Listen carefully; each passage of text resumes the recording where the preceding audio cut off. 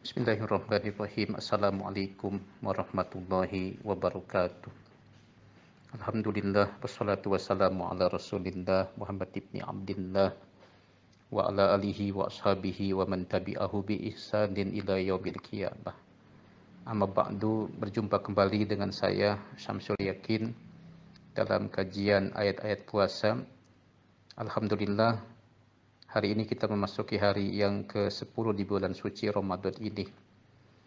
Kajian tafsir ayat-ayat puasa bisa diikuti setiap hari Senin dan hari Kamis melalui aplikasi Zoom mulai pukul 16.30 sampai dengan pukul 17.10.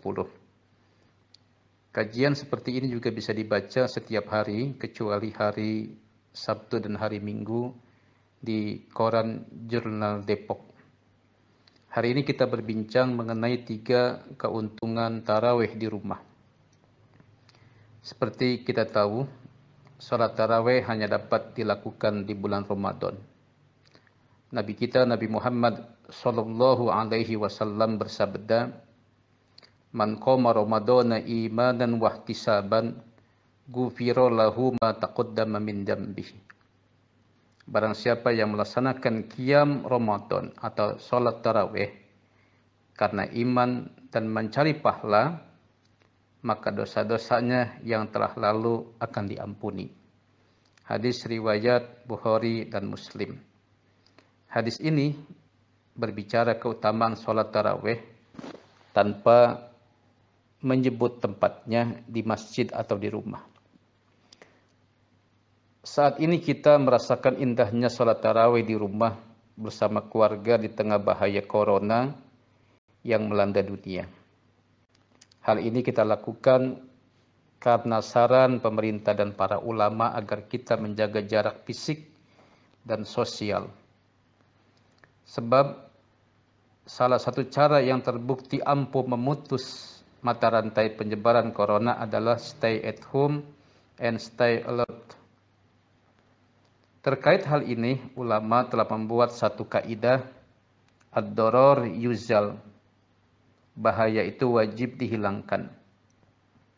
Jadi yang dilakukan pemerintah dengan memberlakukan pembatasan sosial berskala besar atau PSBB yang saat ini masih berlaku di sejumlah daerah adalah dalam rangka menghilangkan bahaya corona. Secara praksis, pemerintah dan Majelis Ulama Indonesia menghimbau masyarakat di zona merah agar tidak melaksanakan salat tarawih di masjid atau di mushola. Sebab salat sunnah ini mengundang jamaah hadir dan terkonsentrasi dalam satu tempat yang dikhawatirkan terjadi kontak fisik dan memberi peluang bagi menularnya corona.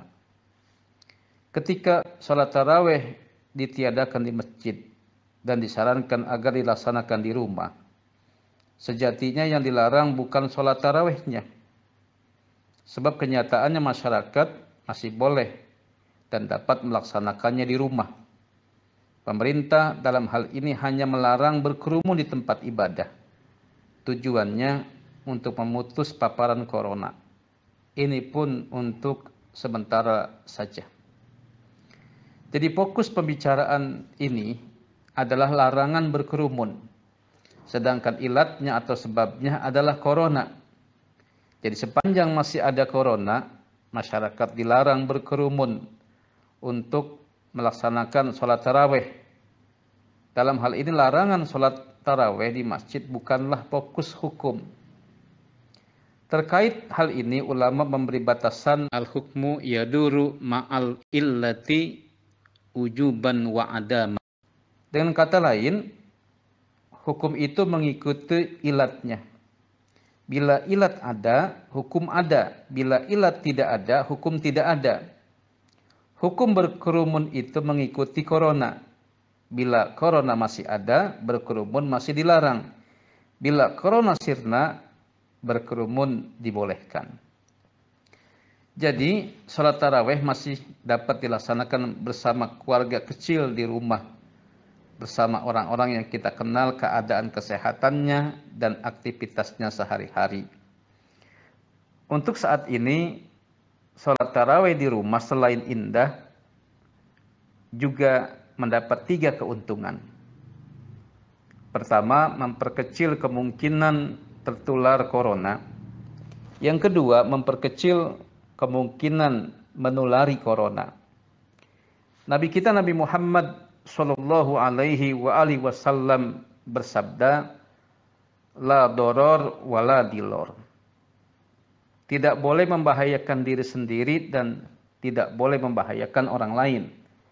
Hadis riwayat Al-Imam Ad-Daruqutni. Dalam hadis yang lain, Nabi kita Nabi Muhammad sallallahu alaihi wasallam bersabda, barang siapa membahayakan orang lain, maka Allah akan membalas bahaya kepadanya.